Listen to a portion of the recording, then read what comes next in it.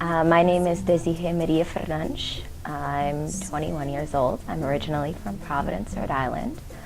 I am first generation Cape Verdean. Both of my parents were born and raised in Cape Verde. My mother came when she was 14 with her two sisters, and my father came when he was 18. So it was a little bit different for each of them. So my father came, his intention was originally to go to school. He wanted to go to school to become an architect. And then my mother came because her father actually used to work on the whaling ships that would come to the United States. And her father had died when she was 5 years old. But interestingly enough, because of him having worked here in the United States, by the time my mother was born, she was already born with American citizenship. So she and her two sisters, who were my grandfather's three blood children, they were able to come to the United States without a problem because they were considered American citizens. During the Portuguese regime, it was a dictatorship. So we couldn't, if you are 18 or even less than 18 years old, you couldn't get out of the country because of the military duty that you had to do. So I came after I did my military service in Portugal. The official language of Cape Verde for a long time was Portuguese.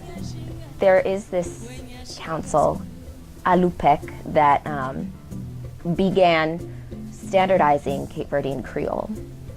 Not everything is quite perfect yet, because you do have a lot of different dialects. And you have the Verdean Islands and you have the Sotavento Islands.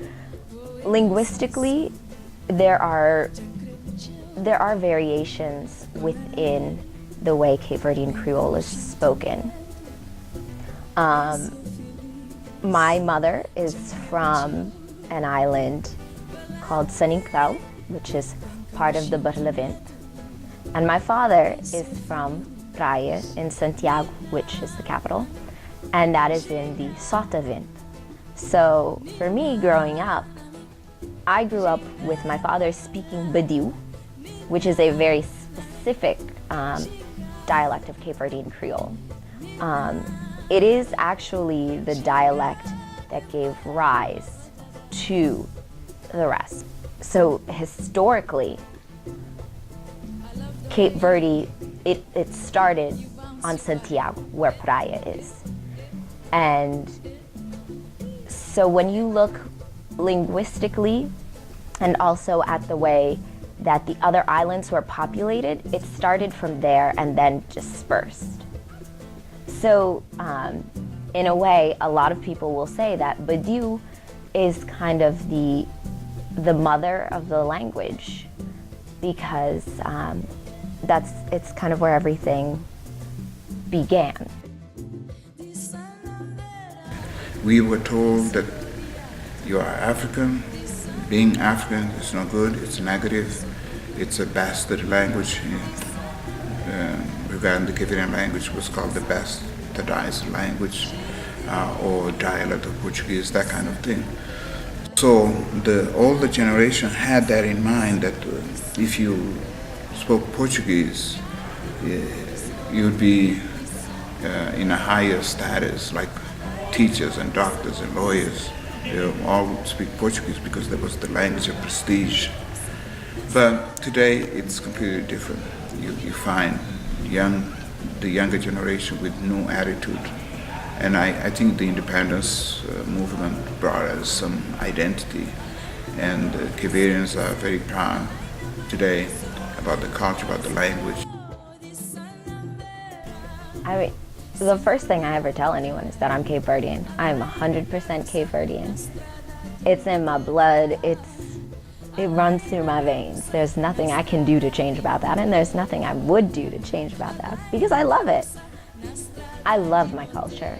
You find this also linguistically. People from Praia tend to be darker skinned. And speaking Badiu some people do look down on it because they say that people who are Badiou have a specific way about them where they think that they're better than everyone else. I identify with being African because at the end of the day, Cape Verde is located on the west coast of Africa, you know. For me, these things, these subtle differences are things that I hold dear to my heart because Cape Verdeans come in all shapes and sizes and forms and colors.